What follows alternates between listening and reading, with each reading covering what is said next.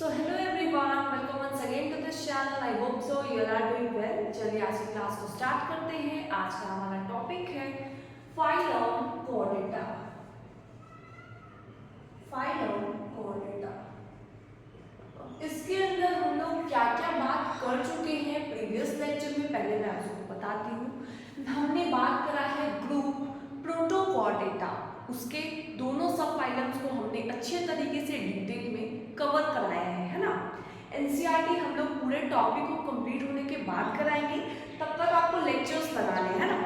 हमने urochordata, sub phylum Urochordata and sub phylum cephalochordata, इन दोनों सब फाइलम्स को कंप्लीट कराया था। उसके बाद हम लोग आए थे कॉर्डेटा का दूसरे ग्रुप, दैट इज यूकॉर्डेटा, यानी कि ट्रू कॉर्डेट्स, है ना।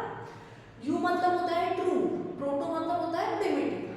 यूकॉर्डेटा के अंदर हम लोग क्या पढ़े थे, सब फाइलम वर्टिब्रेटा के बारे में हमने पूरा डिस्कशन कर दिया था, है ना। जितना भी आपके एनसीईआरटी में दिया गया है सब कुछ मैंने आपको बता दिया था।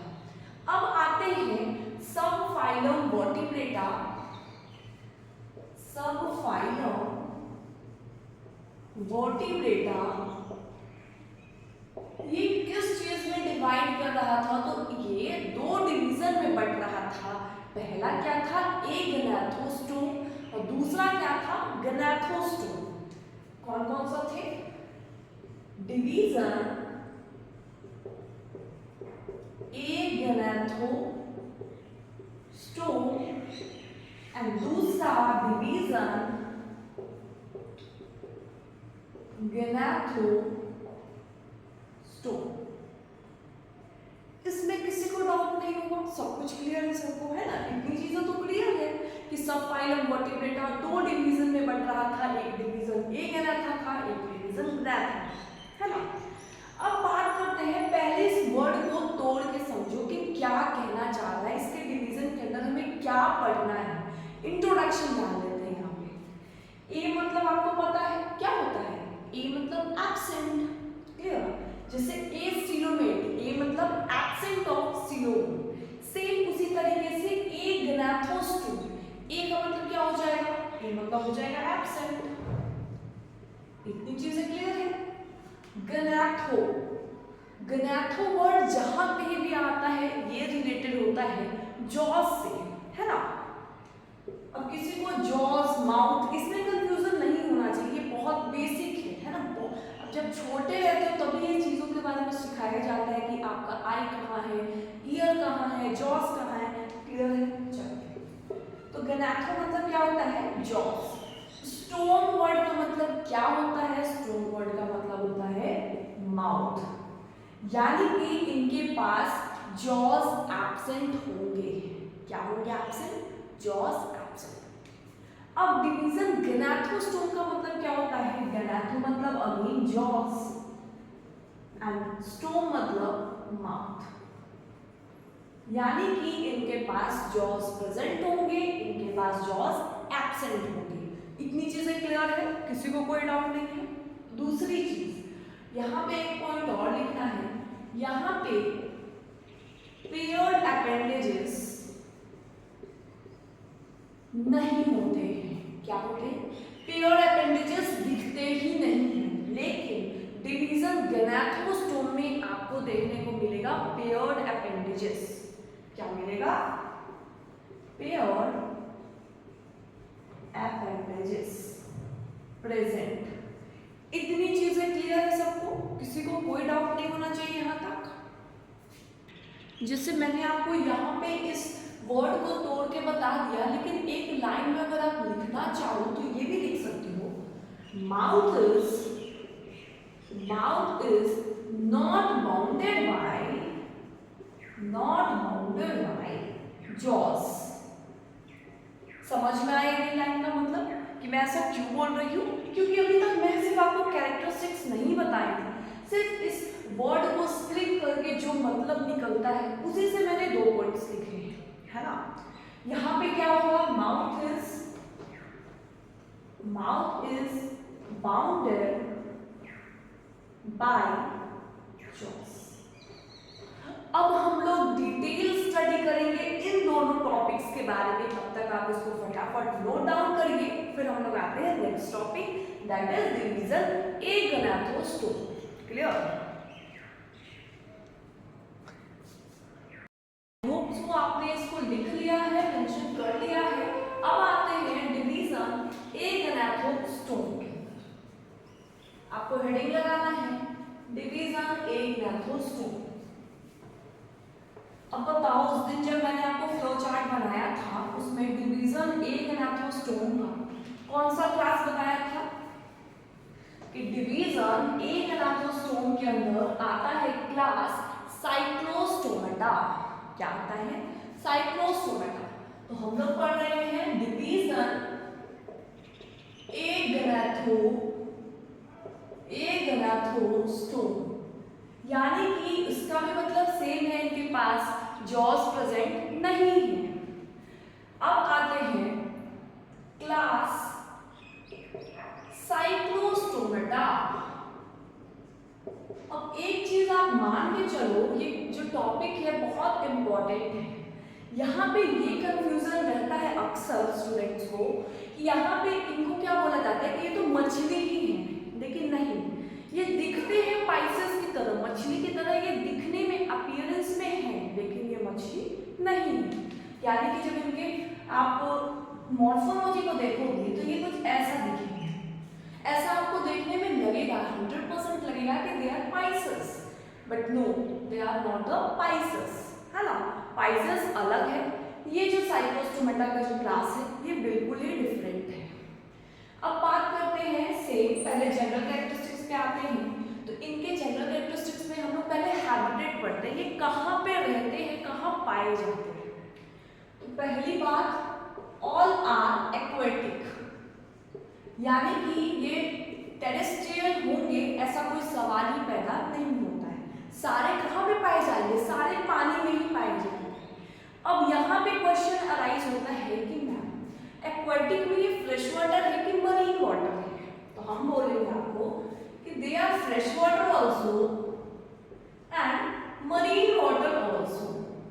अब इसके जो पीछे का कॉन्सेप्ट है फ्रेश वाटर मरीन वाटर का, ये आपको फर्दर टॉपिक्स के अंदर बताया जाएगा, है ना? अभी आप बस इतना चीजें मान के चलो कि ये कहाँ पे पाए जाते हैं।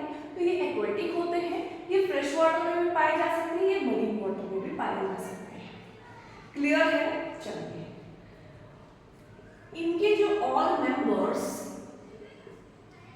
Belong to this class are ectoparasites on some fishes। यानी कि इस क्लास के अंदर, साइक्लोस्टोमेटा के अंदर जितने भी ऑर्गेनिज्म पाए जा रहे हैं ये सारे पैरासाइट्स होते हैं, और वो भी एंडोपैरासाइट्स नहीं दिखाई देते हैं।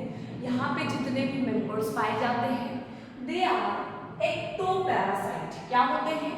एक्टोपैरासाइट्स होते हैं, यानी कि पैरासाइट्स एंडो भी होता है, एक्टो भी होता है।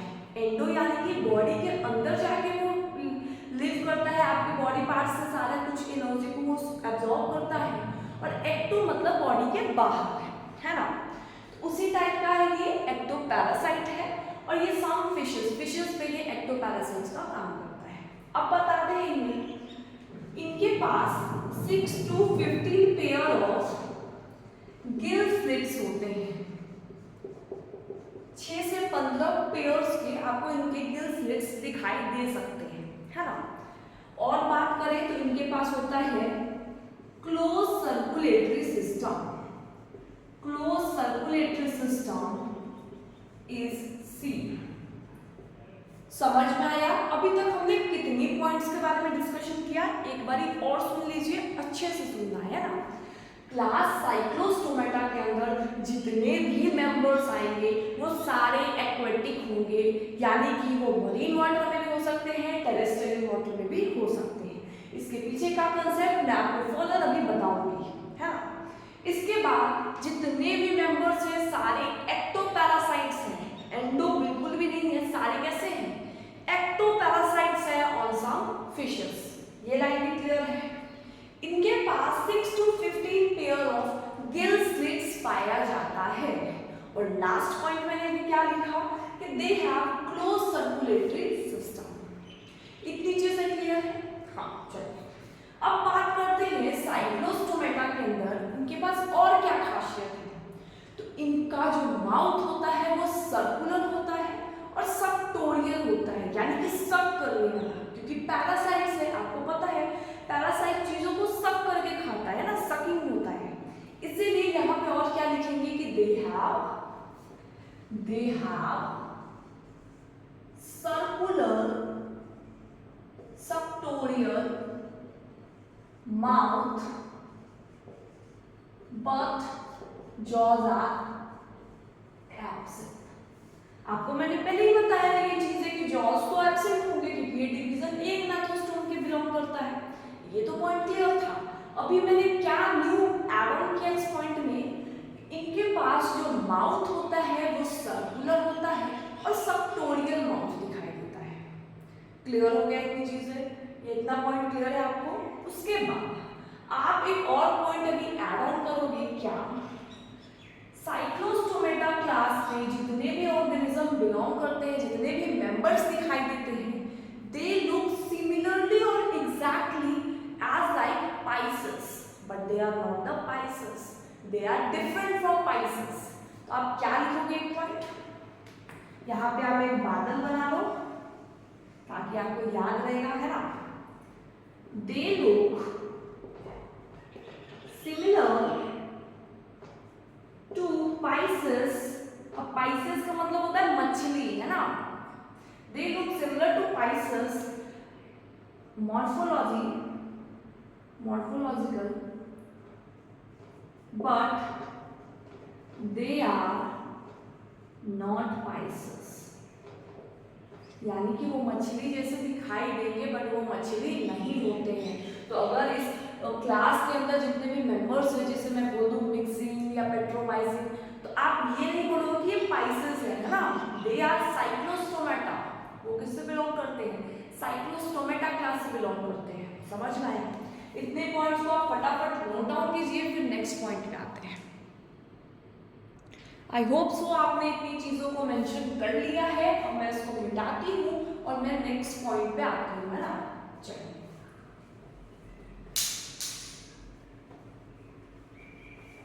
इजी लग रहा है सबको, सब कुछ याद हो रहा है लेक्चर के साथ, तो बहुत अच्छी बात है ना।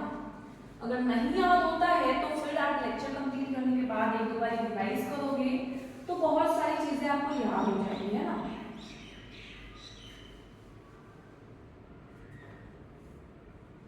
चलिए अब बात करते हैं, इनके बॉडी के ऊपर कोई भी स्केल्स नहीं दिखाई देते हैं, ना ही पेयर्ड अपेंडेजेस दिखाई देते हैं।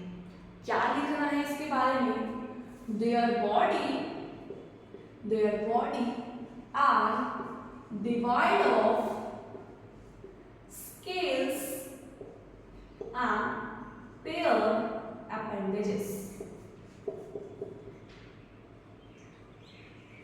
देखो पेयर्ड अपेंडेजेस का तो मैंने आपको इंट्रोडक्शन में दे दिया था कि डिवीजन एग्नाथोस्टोम के अंदर कोई भी पेयर्ड अपेंडेजेस पाया नहीं जाता है। तो इनके बॉडी पे स्केल्स भी नहीं होते हैं। जैसे आप पाइसेस को देखोगे, मछली को देखोगे, तो उनके बॉडी पे स्केल्स पाया जाता है, लेकिन इनके बॉडी पे ना स्केल्स होता है ना पेयर्ड अपेंडेजेस दिखाई देता है। इतनी चीजें क्लियर है? चलिए देयर क्रेनियम, अब ब्रेन पे आते हैं ना। Their cranium and vertebral column are cartilaginous. अब आपको पता है, मैंने बताया था कि कार्टिलेजिनस भी हो सकता है और बोनी भी हो सकता है, लेकिन इनका जो क्रेनियम है, ब्रेन बॉक्स है और वर्टिब्रल कॉलम है, ये कार्टिलेजिनस है, ये बोनी नहीं है ना। ये कैसा है? कार्टिलेजिनस है। अब इसके बारे में आपको ये सब कैरेक्टरिस्टिक्स याद करके ही रखना होगा, है ना। अब आप यहाँ रीजन नहीं पूछ सकते कि कार्टिलेजिनस से क्यों हुआ, बोनी क्यों नहीं हुआ, तो इसका कोई रीजन नहीं बनता है ना, क्योंकि ये इस क्लास से बिलोंग करते हैं। इस क्लास की ये कैरेक्टरिस्टिक्स फीचर है, ऑर्गेनिजम्स में यही प्रकार से देखा गया है, इसी के ऊपर से तो कैरेक्टरिस्टिक्स बनाते हैं हम लोग, है ना। जैसा ऑर्गेनिज्म में पाया जा रहा है रिसर्च करने के बाद, तभी हम लोग ये कैरेक्टरिस्टिक्स को बोल पाते हैं। तो इनके बारे में क्या बोलेंगे, इनका जो क्रेनियम है, ब्रेन बॉक्स है, वर्टिब्रल कॉलम है, ये कार्टिलेजिनस होता है, यानी कि कार्टिलेज से मिलके बना होता है। और दूसरी बात मैंने बोला, इनकी बॉडी पे कोई स्केल्स नहीं होता, कोई पेयर्ड अपेंडेजेस नहीं होते हैं। क्लियर हो रहा है? चलिए, एक पॉइंट जो आपको बहुत अच्छे से याद रखना है, ये है फ्रेश वाटर और मरीन वाटर का जो कॉन्सेप्ट है, ये मैं आपको बताती हूँ। इन ऑर्गेनिजम्स जो इस क्लास से बिलोंग करते हैं, जो भी मेंबर्स, इनका जो बर्थ होता है और जो डेथ होता है, ये सारा कहाँ पे होता है? फ्रेश वाटर में। एक चीज लिखोगे, बर्थ और डेथ दोनों कहाँ पे होगा? दोनों होगा फ्रेश वाटर में। तो आपका क्वेश्चन यहाँ पे एकदम सही है। फिर आपने यहाँ पे हैबिटेट में मरीन वाटर क्यों लिखवाया, जब इनका बर्थ भी और डेथ भी दोनों फ्रेश वाटर में हो रहा है? तो यहाँ पे आपने मरीन वाटर क्यों लिखवाया? सही है, क्वेश्चन आ रहा है आपके मन में। चलिए इस पे बात करते हैं। मैंने मरीन वाटर इसीलिए लिखवाया, देखो क्या होता है, पहले तो ये रहते हैं मरीन वाटर में। क्लियर?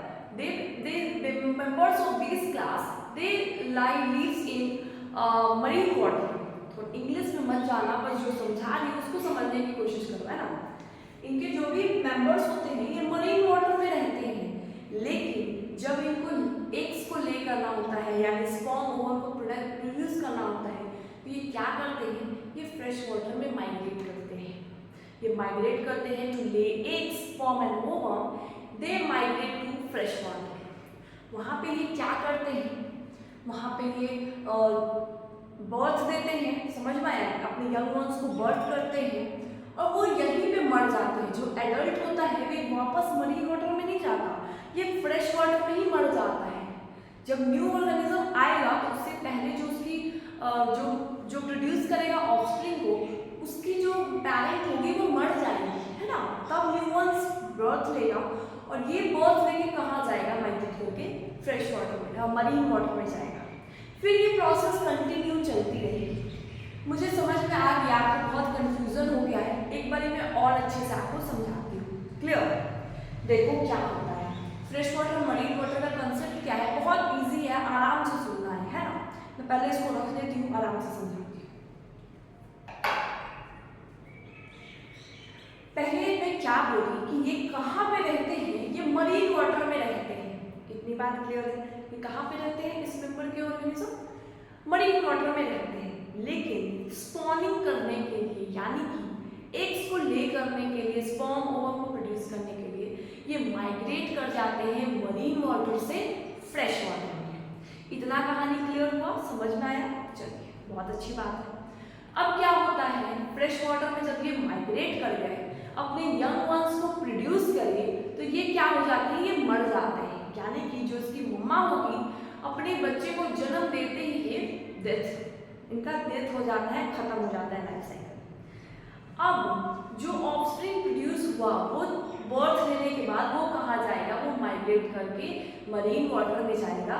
और फिर ये ऑफस्प्रिंग अगर फ्यूचर में कभी इसको एग्स को ले करना होता है, स्पॉनिंग करना होता है, ये अगेन फ्रेश वाटर में आएगा, मर जाएगा, फिर ये नेक्स्ट जनरेशन को प्रोड्यूस करेगा और ये प्रोसेस साइकिल चलती रहती है। समझ में आया? इसीलिए मैंने लिखवाया है इनका हैबिटेट एक्वेटिक में, फ्रेश वाटर भी और मरीन वाटर भी। लेकिन आपको एक पॉइंट तो यहाँ से क्लियर हो गया, समझ में आया? इनका बर्थ और डेथ किस वाटर में हो रहा है? तो फ्रेश वाटर में हो रहा है। समझ में आ गया? इतनी चीजें अच्छे से समझ में आ गया? चलिए आप इसको नोट डाउन कीजिए, फिर अब एग्जाम्पल बचा है उसको कंप्लीट कराते हैं। आई होप सो इतना लिख लिया है आपने। इसका दो ही एग्जाम्पल्स एनसीईआरटी में दिया गया है, एक है पेट्रोमाइसिन एंड एक है मिक्सिन, है ना, हैगफिश नाम करके।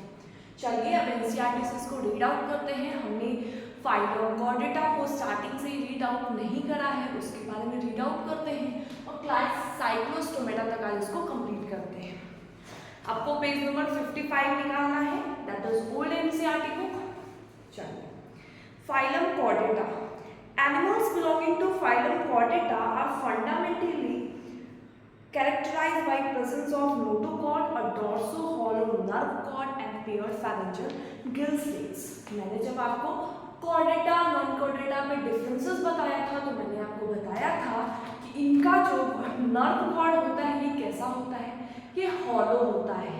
इनके पास पेयर्ड फेरेंजियल गिल स्लिट्स पाए जाते हैं, डॉर्सली नर्व कॉर्ड प्रेजेंट होता है। मोर डॉर्सल कौन सा होता है, नर्व कॉर्ड होता है, नोटोकॉर्ड लेस डॉर्सल होता है। चलिए, these are bilaterally symmetrical. General characteristics के ऊपर आते हैं तो हम लोग कैसे होते हैं, बाइलेटरली सिमेट्रिकल होते हैं। ट्रिप्लोब्लास्टिक होते हैं, मतलब सीलोम्स के लेयर होते हैं, जॉम लेयर्स होते हैं हमारे अंदर। उसके बाद organ system level of organisation होता है। इतनी चीजें क्लियर है। चलिए, they possess a post anal tail and a closed circulatory system.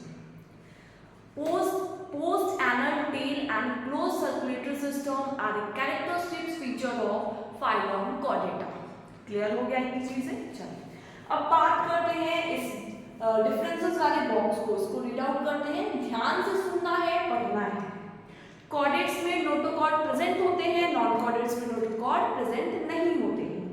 दूसरा डिफरेंसेस है सीएनएस जो सेंट्रल नर्वस सिस्टम है वो डॉर्सल होता है, हॉलो होता है एंड सिंगल होता है। यानी कि नर्व कॉर्ड हमारा कैसा प्रेजेंट होता है, डॉर्सली प्रेजेंट होता है, हॉलो होता है और सिंगल होता है। सेम यहाँ पे नॉन कॉर्डेट्स के बारे में क्या लिखा गया है कि नर्व कॉर्ड जो होता है वो वेंट्रल होता है, वो सॉलिड होता है, वो डबल होता है। इतनी चीजें तो हमारी डिस्कशन ऑलरेडी हो चुकी है। चलिए, Pharynx perforated by gill slits, यहाँ पे gill slits are absent. Non-chordates में gill slits present ही नहीं होते हैं, chordates में present होते हैं। Heart जो होता है वो ventrally present होता है chordates में, लेकिन वहाँ heart जो होता है वो dorsally present होता है। अगर present हुआ तो dorsally present होगा। Last है एक post anal tail is present और non-chordates में तो कोई post anal tail present ही नहीं होता है। इतनी चीजें differences clear है। चलिए, अब आते हैं इस पॉइंट को, है ना, इस पैराग्राफ को रीड करो। Phylum Chordata is divided into 3 सब फाइलम। फाइलम कॉर्डेटा को 3 सब फाइलम में डिवाइड करा गया। कौन कौन से? Sub phylum Urochordata, sub phylum Cephalochordata and sub phylum Vertebrata. Clear है? चलिए, sub phylum Urochordata and Cephalochordata often refers to as protochordate. अब इसका मतलब बताओ कितना उलझा के ये सेंटेंस को दिया गया है।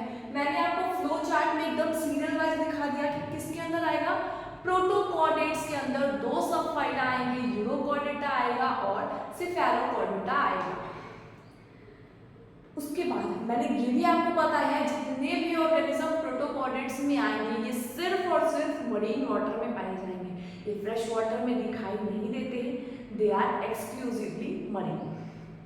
अब आते हैं, in urochordata notochord is present only larva tail while in cephalochordata its exist from head to tail region and it is persistent throughout the life. अब देखो, मैंने डिफरेंसेस के माध्यम से आपको बताया था कि यूरोकॉर्डेटा में जो होता है वो क्या होता है, पहले बताओ मुझे।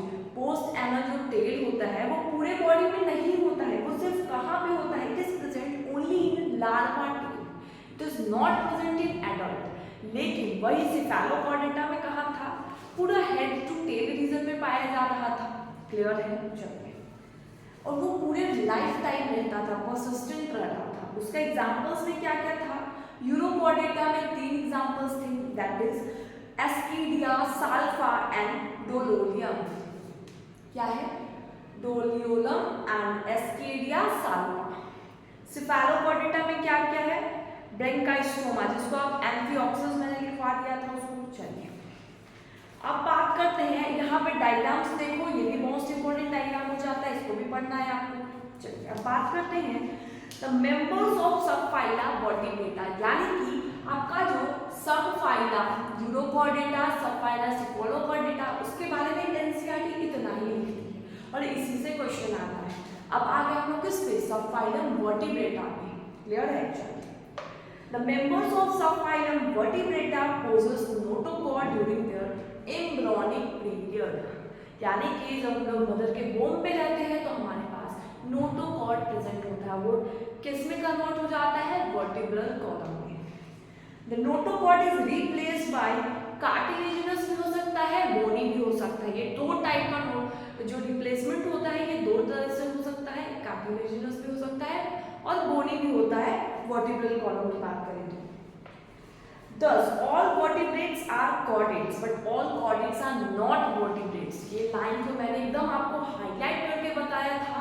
आप अगर नहीं देखे हो वीडियो को, प्रीवियस वीडियो को जाके देख लेना।